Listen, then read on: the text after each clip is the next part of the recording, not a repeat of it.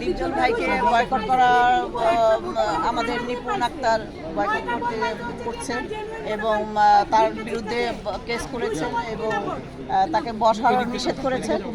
এখন এই ব্যাপারটা নিয়ে আমরা তাকে নিন্দা জানাচ্ছি নিপুণকে, যে নিপুণের এই জিনিসটা করা উচিত হয়নি।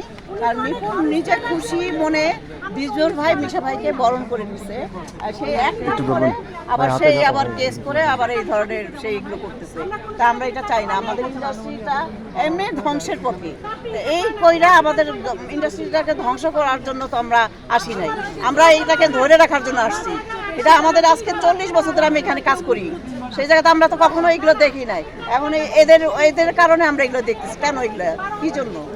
আমরা কি মানুষকে মুখ দেখাইতে পারতেছি না? আমাদের বাংলাদেশের মানুষকে মুখ দেখাইতে পারতেছি না যে এগুলো কি হচ্ছে। এগুলা শিল্পীদের কি ফিল্মের এগুলো কেন হচ্ছে? শিল্পীদেরকে জানতো ফুলের মতো, আমাদের কত সম্মান করতো মানুষ দেখলে। এখন বলে ফিল্মের শিল্পী মুখ জায়গায়, বাসা ভাড়া দিতে চায় না, আমাদের পরিবার পরিজনের কাছে মাথা ইয়ে করে দাঁড়াইতে পারি না।